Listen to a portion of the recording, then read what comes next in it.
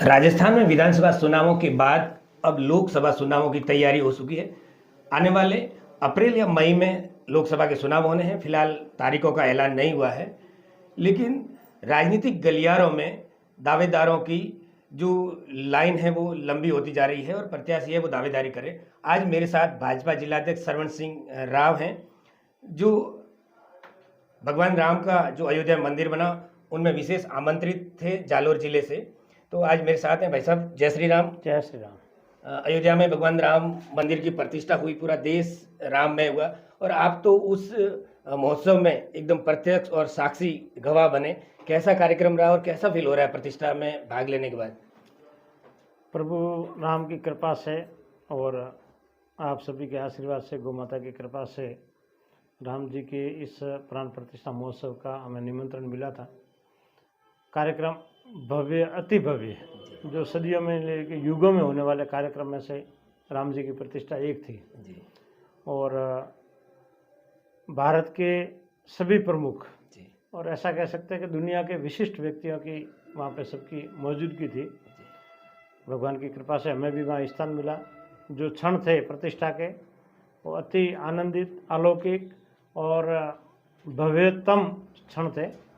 बाकी व्यवस्था वगैरह सब एक राष्ट्रीय अंतर्राष्ट्रीय स्तर की थी। पूरा प्रशासन था। योगी जी, मोदी जी की उपस्थिति में रामलला का विराजना हुआ। इससे और बड़ा कोई सौभाग्य हमारे देश, हमारे धर्म और हम सभी के लिए हो नहीं सकता। देखिए, देश भर से और विश्व भर से प्रतिष्ठित लोग आए थे। आपको जिस प्रकार से पत्रिका मिली तो आपको पहले से ये लग रहा था कि प्रतिष्ठा में जाने का ऐसा मेरा भी सौभाग्य होगा, और जिस प्रकार से देश भर से साधु संत और बड़े नेताओं का सानिध्य भी मिला, तो आपको ये पहले से अनुभूत था कि मुझे भी ऐसा सौभाग्य मिलेगा? नहीं, ये सौभाग्य, इसमें एक प्रक्रिया थी जिसमें जिन व्यक्तियों ने, जब राम मंदिर का निर्माण प्रारंभ हुआ उस समय एक धन संग्रह का एक कार्यक्रम चला था, निधि संग्रह का।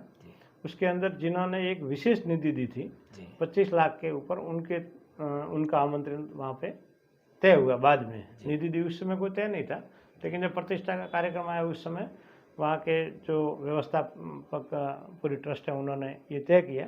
तो उस के कारण मुझे एक व्यक्तिगत निमंत्रण मिला। फिर हमारे कुछ संतों की और मित्रों की कृपा से सपत्नीक भी हमें आमंत्रण मिला।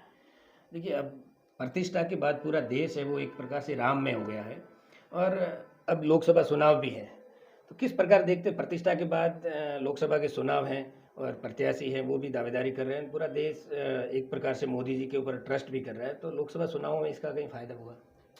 लोकसभा चुनावों में पूरा एक चुनाव के हिसाब से तो ये सब नहीं हुआ है, लेकिन फिर भी अब भारत की जनता और दुनिया भी ऐसा क्या समझ गई है कि ये एक विरले व्यक्तित्व हैं।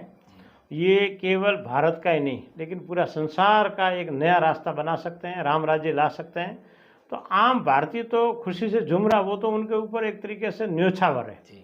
और अब जहाँ भी मोदी जी के हित की बात आएगी, देश के हित की बात आएगी, तो वहाँ लोग तो बढ़ चढ़ के उनका समर्थन करेंगे, ये तय बात है। क्योंकि वो कोई व्यक्ति की बात नहीं है, वो उन्होंने जो कार्य किए हैं वो एक विश्व के अंदर मान्य हो गए हैं। एक आम भारतीय को ये महसूस हो गया कि मोदी जी ने भारत को एक नया भारत बनाया है और अग्रिम 2047 तक उनका जो संकल्प है भारत को विकसित राष्ट्र बनाने का, उसके साथ पूरा देश जुड़ गया है। तो लोकसभा चुनाव तो एक तरीके से अब भारतीय जनता पार्टी 400 पार का नारा लेके चल रही है और हमें लगता है कि 400 से और ज़्यादा पार होगी। और अब विपक्ष के पास कुछ बचा ही नहीं है। विपक्ष नाम का तो एक राय नहीं, क्योंकि विपक्ष ने अपनी विश्वसनीयता खो दी है। उन्होंने देश की लोगों के सामने पिछले 60-70 साल में उनमें राज्य में जो काम किए, इसलिए उनके ऊपर विश्वास करना लोगों ने बंद कर दिया है। देखिए, लोकसभा की बात करें तो जालोर सिरोही जो लोकसभा सीट है, यहाँ कई प्रत्याशी है जो अपनी दावेदारी जता रहे हैं। उसमें आपका भी नाम आ रहा है कि भाजपा जिलाध्यक्ष सरवण सिंह राव वो भी लोकसभा की तैयारी कर रहे हैं। तो आप किस प्रकार लोकसभा चुनाव को देखते हैं? आप किस प्रकार की तैयारी कर रहे हैं? किस प्रकार जो कार्यकर्ता हैं उनकी भावना है? नहीं, बिल्कुल, मैं लोकसभा की तैयारी कर रहे हैं भारतीय जनता पार्टी को जिताने की। उसमें जो भी उम्मीदवार आएगा हम उस सबके लिए तैयारी कर रहे हैं। भारतीय जनता पार्टी कोई व्यक्ति के लिए नहीं है, एक विचारधारा के लिए। हम उनकी तैयारी पूरी कर रहे हैं, पूरे लगे हुए हैं। और हमारी जालोर सिरोही सीट वैसे भी हम जीत रहे हैं और इस बार रिकॉर्ड मार्जिन से हम जीतेंगे। रही बात मेरे दावेदारी के, तो मैं तो कुछ करता नहीं, पार्टी का जो भी आदेश होगा वो मानता हूँ, कार्यकर्ताओं की जो भी इच्छा होगी, पार्टी को जो भी उचित लगेगा और हमें जो भी आदेश मिलेगा हम काम करेंगे, करते हैं, आगे भी करेंगे, जो भी भूमिका पार्टी देगी हम उसमें काम करेंगे।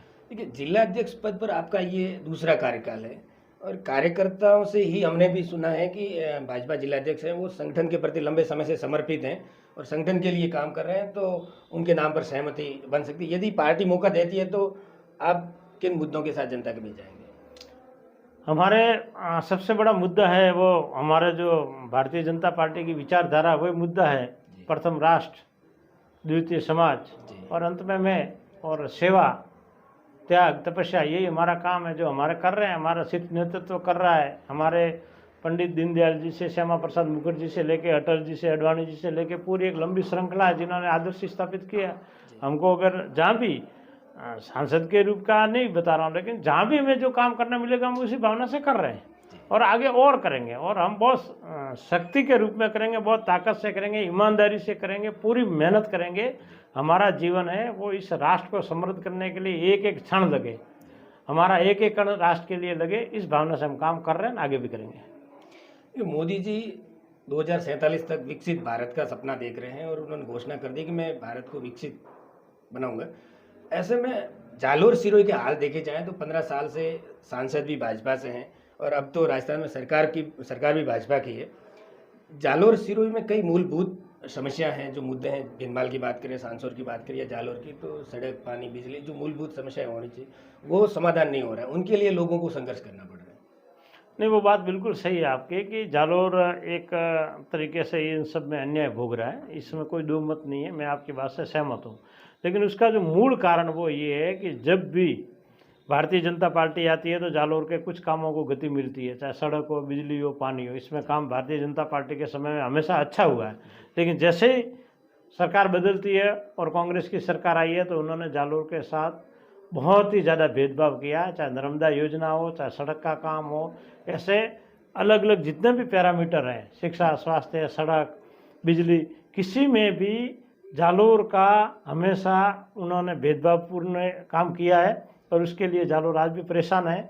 हमें विश्वास है कि भारतीय जनता पार्टी की सरकार अब जालोर की जो भी कमियां उसकी पूरी करेगी, ऐसा हमें विश्वास है, हम प्रयत्न करेंगे। विधानसभा चुनाव में कई बार कई प्रत्याशी थे जो विधानसभा टिकट की मांग कर रहे थे, बाद में उनको टिकट नहीं मिला और बगावत भी हुई।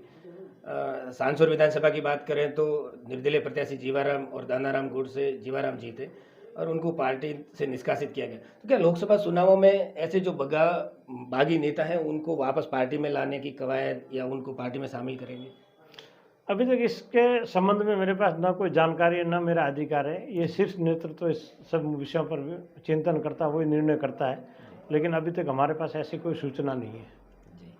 तो ये भाजपा से जिला अध्यक्ष श्रवण सिंह राव, जिन्होंने स्पष्ट तौर पे कह दिया कि पार्टी जहां भी मुझे जिम्मेदारी देगी, जो भी दायित्व मिलेगा उसको मैं बखूबी और पूरा ईमानदारी के साथ निर्वहन करूंगा। फिलहाल मुझे सांसद के लिए लोग कह रहे हैं, लेकिन पार्टी जो शीर्ष नेतृत्व जो मुझे दायित्व देगी और जो जिम्मेदारी देगी उसको मैं पूरी तरह निर्वहन करूंगा। उत्तम सिंह राव, भिनमाल।